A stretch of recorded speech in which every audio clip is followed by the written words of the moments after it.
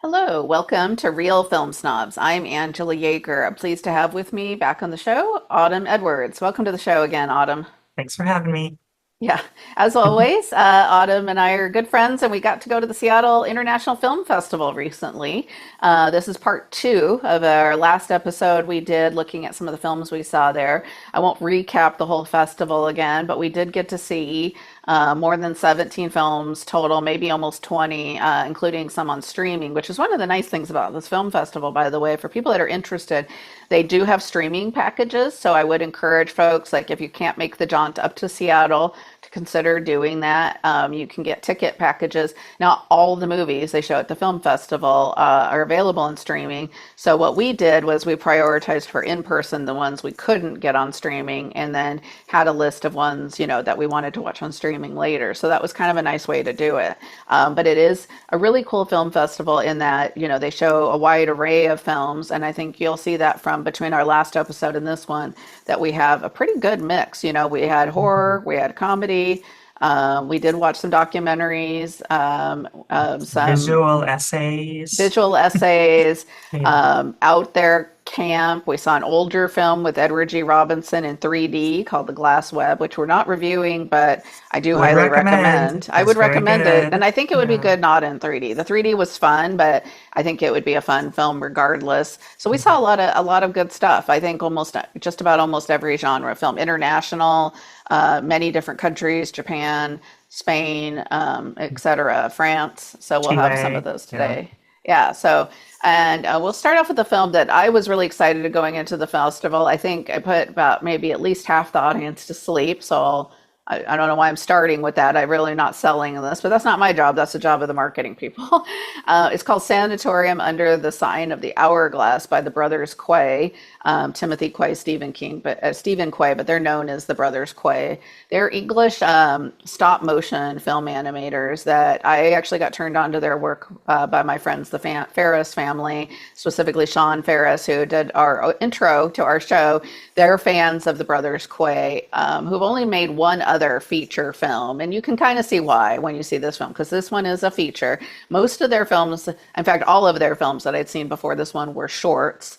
And if you're wanting to just maybe dip your toe into the water of their work, I would suggest not starting with this movie probably, and starting with Streets of Crocodiles, which is a fantastic, like 30-minute film of theirs that is absolutely one of their masterpieces. This one is longer, and it also was shown late night, I believe, at 9 Hmm. p.m. or 10 p.m. And yeah, that's a bit challenging because their stuff is plotless, mostly indecipherable. How I'm really selling this, and a bit slow. Great However, ambiance. yes, but that's what I'll get to. So the story, as it is a man who's journeying by rail to a nameless sanatorium in the Carpathian Mountains. And when they said Carpathian, I had to thought, my first thought when it came up in the movie was I was like, oh, Dracula. We're going to see some vampires? No. But we do see a lot of weirdness. At this sanatorium, so his father has died, but at the sanatorium, he's somehow still alive because at the sanatorium, time works not in linear fashion anymore and kind of goes backwards and forwards and everything. And the world he's in is strange. There's a guy with like 8 arms. It's basically an excuse for the brothers Quay to get weird, which is what I love about them. Their stuff is weird. It looks weird. It's not stop motion. If you're thinking Wallace and Gromit or anything like that, colorful, cute dot. It's not that. They tend to use a lot of kind of I would say like blurry effects. Their characters are creepy and weird looking. They make very dark films. Like Street of Crocodiles is very dark. I keep going back to that one because I really do think that's one people should check out if you're fans of stop motion. But I liked this because I had never seen one of their things on the big screen, and for me that was worth it because I love the visuals. Some people I noticed on Letterboxd, some people were like, "Well, it's kind of monotonous." Yes, but if you're really looking closely, a lot of what they're doing is really, really hard. I mean, you have to think like every single shot is built frame by frame, and this is not easy to do what they're doing. And there's a lot going on in every single shot. It's just that it doesn't seem like that is the way because it's not jumping out at you because it isn't colorful because they use a lot of monochromatic colors, but there is a lot of going on here. And I could see why they said this took them like 10 years to make. I could see why, because a feature length stop motion, especially when you have a very small budget like they do, they often just get funding from the British Film Institute, very small grants, would take a long time, especially when you have a very small crew of just a handful of people doing all of this. So I think you maybe dozed off or got or struggled to stay awake. Some people walked out. It's not for everyone, but I have to recommend it, especially for people that like weird stop motion. Yeah, I definitely had a harder time with this. Like you said, I don't think it was helped by its time slot, though. I certainly appreciate it, like as a work of art. I mean, it is gorgeous in this haunting, very evocative kind of way. Like Hmm. you said, it's super impressive the things they're able to pull off optically. Like, there's sometimes it feels like there's a great deal of depth, with it. Sometimes it feels almost like you're looking at like, nearly 2D images just in the angles, the way, that they choose and things. I like the way that it also incorporates some live action footage, like it kind of goes back and forth between this live action segment and these people as they're looking into the sanitarium, because it's actually like relayed through this mysterious object that I can't speak about at great length, quite frankly, because it is just a mystery and I don't think it's even revealed in the movie. But it has a wonderful ambiance to it. The atmosphere it creates is just like super haunting, and it feels like a great haunted house, like Yeah. this is just the whisper of a strange dream you had one day. And like I still, even though, I wasn't like riveted to my seat and like, super awake for it per se. It's something that I keep going back to though, like just because of the strength of the images that they craft. Like I keep replaying little things over in my head. They have very unique character designs. The sets are really good. The things they're able to pull off with the lighting is super impressive. So it's something that I feel like, it would make great like wallpapers for your computer or whatever, not to like denigrate it, but just like because the images are so strong, Yeah. like they just work on their own. And this is not stop motion that's kid friendly. All the Quay brothers stuff is kind of nightmarish, Lynchian, if you will, although they've been around um, just as early as Lynch. The Quay brothers are actually identical twins. Not to say that that adds to the creepiness, but it definitely doesn't hurt it. And they, I found this article on the British Film Institute website because a lot of their funding has been done there, even though they're actually American, but they studied in England. They called it the dusty nightmare worlds of the brothers Quay. So I think that's a really great Accurate. description of their Yeah. work. Yeah. They often mix live action and animation. They're very interested in surrealism and influenced by writers such as Franz Kafka and Bruno Schultz. And this particular movie is from a story by Bruno Schultz. So I think knowing all that, the Kafka-esque and the nightmare aspect of it, and the fact that they have this specific it helps. I think for me, it was easier to get into because I'd seen their short. So I would recommend if folks are new to the Quay brothers to start with like Street of Crocodiles and some of the shorts and maybe work their way up to this. I hope it gets some sort of distribution. I would imagine with BFI funding, it will get at least, you know, maybe streaming somewhere eventually Yeah. because of that. But I do recommend it, and it's the type of thing I go to film festivals for, right? Because Mhm. I'm not going to see this at a multiplex in Salem, Oregon, I do ever. hope it gets like some sort of disc release too, though, because like there's a lot of deep blacks in this movie that I think would be lost over streaming because they have a hard That's time with true. like the fine gradients of light. It's a really, really well crafted film visually. Yeah, it's so hard to find even their older stuff online, to be honest, that yeah, it would be great if BFI just put out a collection of their work. So we'll move on to our next one, which is yours. Yeah, so next we'll be talking about 40 Acres, directed by R.T. Thorne. It's the story of a family, the Freemans, defending their farm in rural Canada after a plague has decimated most crops and created wars driven by that famine. So bandits roam the land, slaughtering others for their food and fighting for resources. And now the Freemans must survive an assault by a new group that has resorted to cannibalism. Spoiler alert.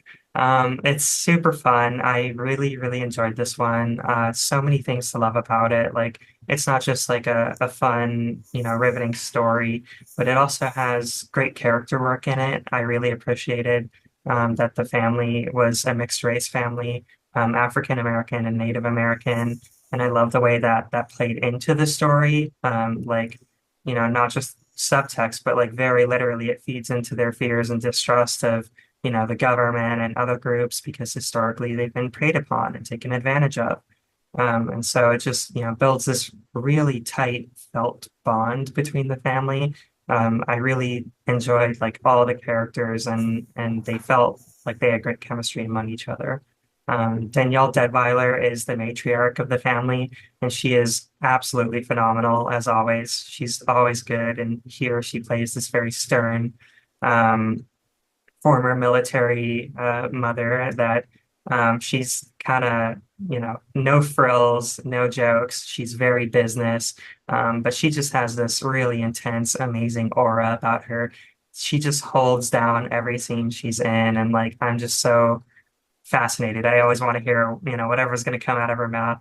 Oh yeah, I want she's to see great. her in action. Like she's just, she's a star. I love her. But yeah.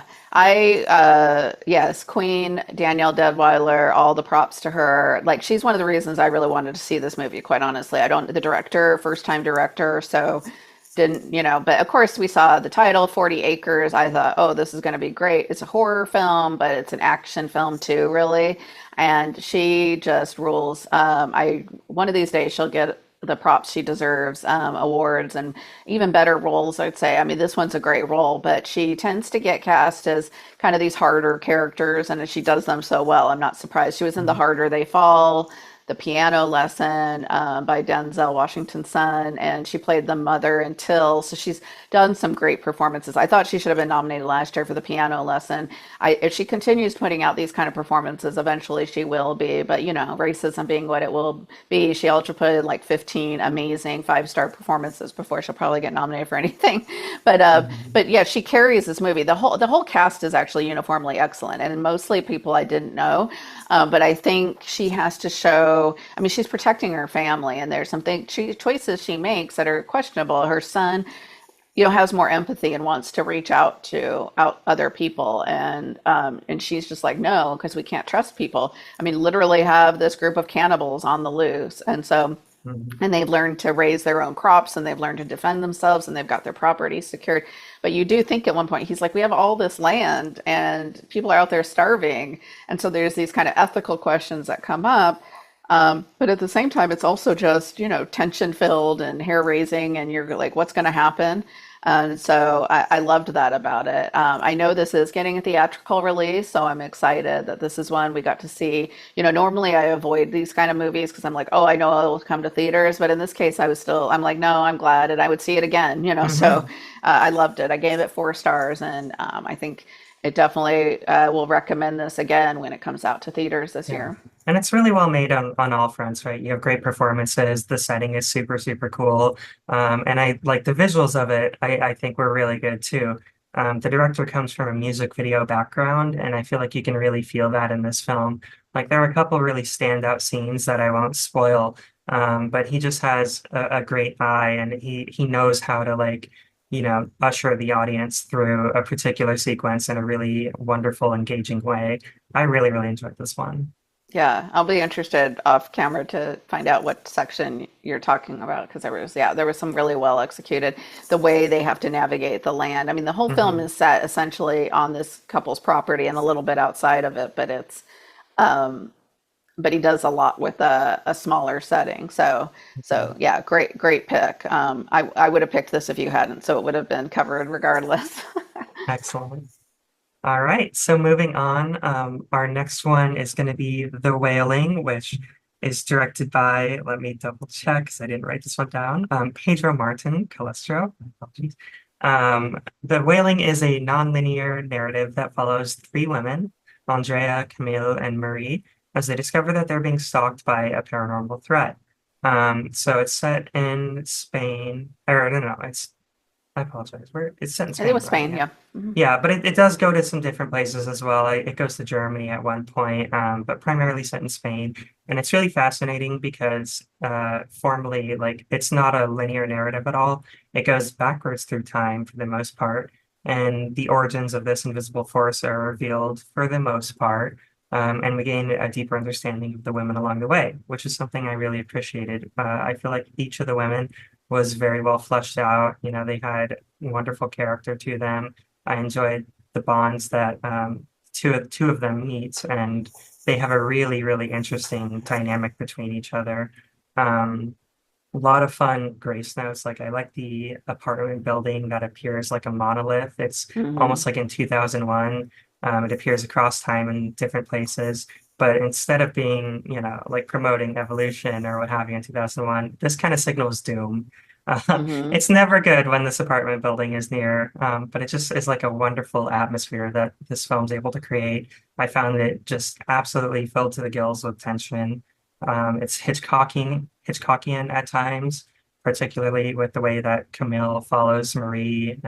She's a film student, so she's like recording Marie without her knowledge and kind of just being drawn into her, and that's how she's roped into this mess.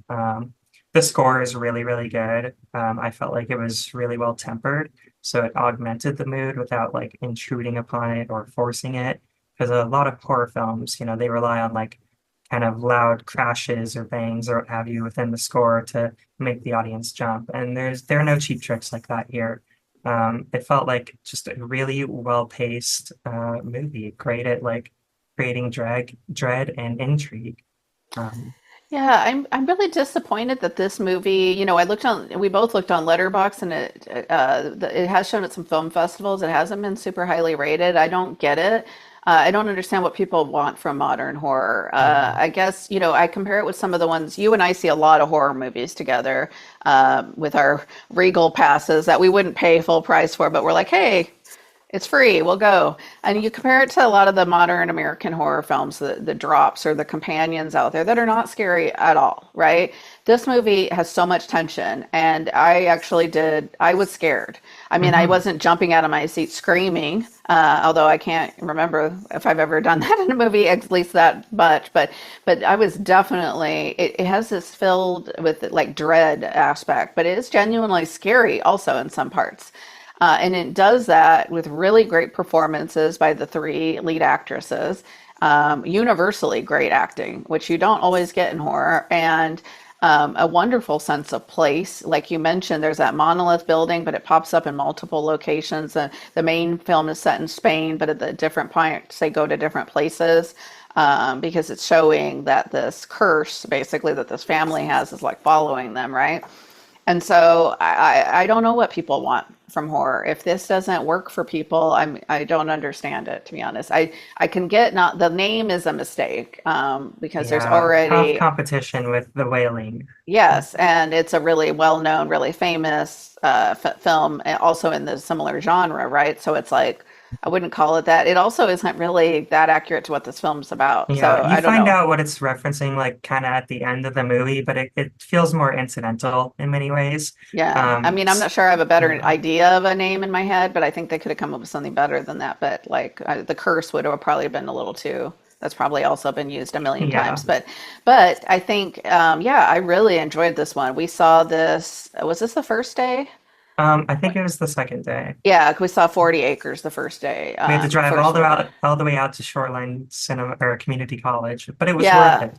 It Yeah, was this totally one we worth had it. to, yeah, which I was like, if I ever went again, I would not want to have to drive out there again, but it was worth it for this film because it was really, really good. And yeah, I don't, it's is making the rounds at film festivals. It's another one that's a first time feature length film. I think the director's done some other things.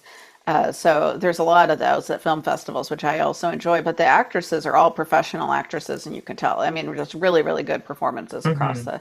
and an effective horror movie that doesn't rely on jump scares, that doesn't have the music's actually really good and creepy, but it's not only used when there's something about scary about to happen. So, Yeah, super accomplished first feature. I get some almost Kiyoshi Kurosawa vibes from it in many ways I too, could see that. right? And the way it interacts with technology, because spoiler alert here, the threat is only viewable like through recordings. And just like it's very much about like kind of the isolation and alienation of the self, from society, and how these forces are driving people apart in many ways. And I love that it left things very open-ended, right? Like you understand how this paranormal thing works, but you never get told why it happened in the first place. There's no like real resolution at the end.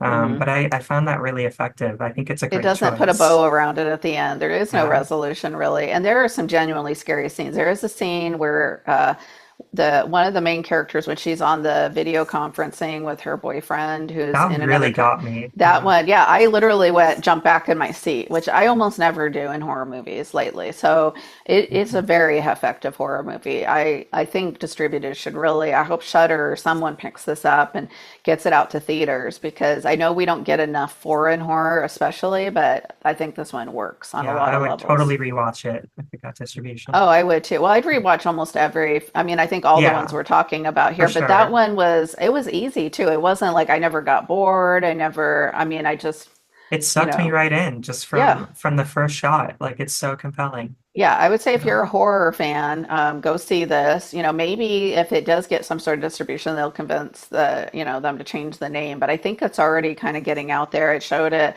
the San Sebastian Film Festival. The director got Best New Director award, and that's a pretty major international film festival in Spain. And it showed at Tokyo International Film Festival, which is also TIFF, which is also confusing because that's also Toronto's. But anyway, but so it's been showing at pretty major film festivals. So hopefully it will get shown to the masses, because I think this one is accessible. I think as long as people can Hmm. watch a horror movie with subtitles, which, hey, if you've watched, The Ring or Ringu or any other, foreign horror film, you should be able to handle this one. It's very accessible. So, Hmm. okay, we'll move on to our next one. Speaking of accessible, The Balconettes by director Noémie Merlant, French film, French comedy. I would say it's a comedy. For sure. Dark Yeah. comedy, maybe. Yeah. Kind of also a little bit of a, what I will say about this movie. Okay, first I'll It's describe a the plot. chimera. Yeah.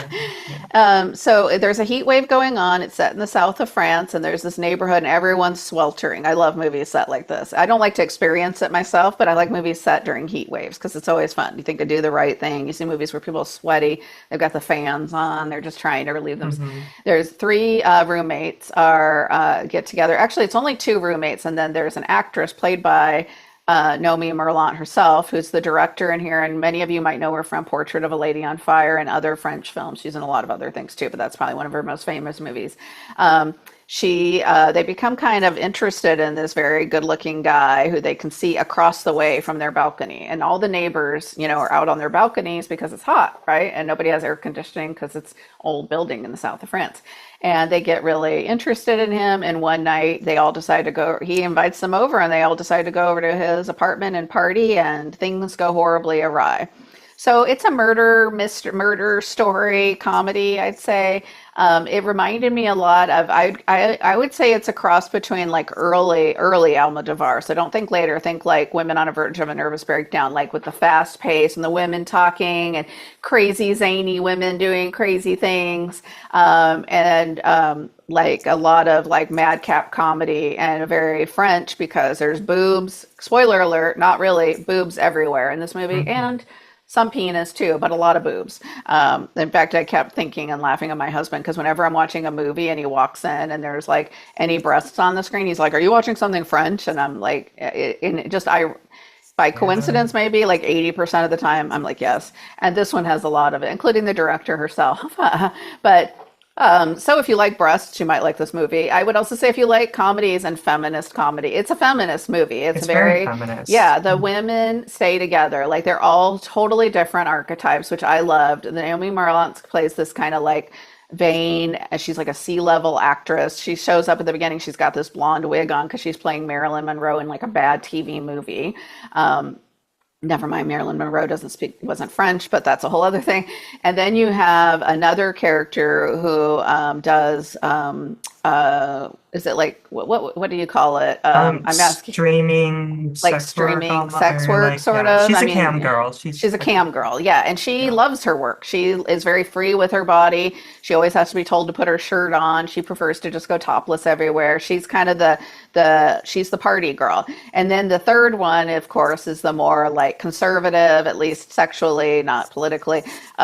She's a writer and she's trying to write a novel and get inspired by it. And she's actually the one that initially has the crush on the neighbor across the way. I'd also call this like the inverted rear window, where it's like if Hitchcock was a female, a feminist, and had more of a sense of humor, like because they're kind of trapped in this apartment for a lot of the movie, and everything they're doing is watching the neighbors, right? And you're seeing what the neighbors are doing on this hot night. And so I enjoyed that aspect of it. I really liked this movie. I loved the color palette. That's what made me think of Almodovar. Yeah, It's it's so fun. rich. Yeah, it's super vibrant, bright, bold colors, and also the wackiness of it reminded Yeah, me it a works lot of. perfectly for the atmosphere that he's here or she's creating and everything. And like you said, I actually really enjoy not just for looking at, but like the freedom of the women's bodies, right? It is very feminist. It's very much about Oh yeah. embracing their own bodies and being proud of them. It's not leering, right? Because this is a woman director, she understands. It's just more like we're not taking the male point of view and like looking at them as objects or anything. And by the way, Noémie Merlant, she is very bold in her own movie. She shows much more than just her breasts. And I appreciate that though. Like she's willing to, desexualize in many ways the female form and like just show like, hey, we're people too. This is just how bodies are. It's very embracing. You see different body types of all kinds. Yeah, yeah, no, it's S- not sexualized bodies. I guess I should have been clear about that when I talked about yeah, breasts, like because it is a female filmmaker. There's women of all shapes, sizes, ages, ages. colors, Yeah. everything, who are naked in the movie, and sometimes not, and that's okay too. That's like I feel like she hmm kind of gave the actresses the choice, which is also very cool. Celine Sciamma, the director of Portrait of a Lady on Fire and many other great films, Water Lilies. Et cetera, Girlhood, produced this film, but it's definitely it doesn't have the flavor of her movies. This is definitely I think Nomi she co-wrote Merlant's. it as well. Yeah, but it has more of the flavor of, I think, Nomi Merlant. I mean, it doesn't feel like, because I've seen all of Celine Sciamma's films, it doesn't hmm have like, she's never done a wacky, zany No, murder not at comedy. all. So Yeah. it has its own flavor, and I enjoyed that. It came out, actually, it premiered at the 2024 Cannes Film Festival and still does not have distribution. So that's been over a year. And that's really disappointing. So, hmm because it should get distribution. I hate to say that I think it's sexism, but I think it's sexist. I mean, It is. I don't Distributors are understand. cowards. Yeah, I don't understand why else this wouldn't have distribution because it's fun. To me, it's accessible. I mean, who cares? It's a lot of nudity, but because it's feminist, hmm because it's a little slightly edgy, something a little out of the norm, and because it's women being free with their bodies, then we're not going to distribute it. It's kind of disgusting, especially you would think with those names involved. These are Yeah. major French actors who are in Easy this. This is sell. not a low I mean, budget, yeah. like no, but nobody you've heard of. These are like major actors in this movie. So, uh, kind of gross that it's not distributed yet, and it premiered at Cannes. But and it got some tepid reviews online, but some really good ones too. So I recommend it. Thumbs up from us. Me So too. okay, well, that was our look at the Seattle International Film Festival. Thank you for joining us. Have a great day and great movies. Bye.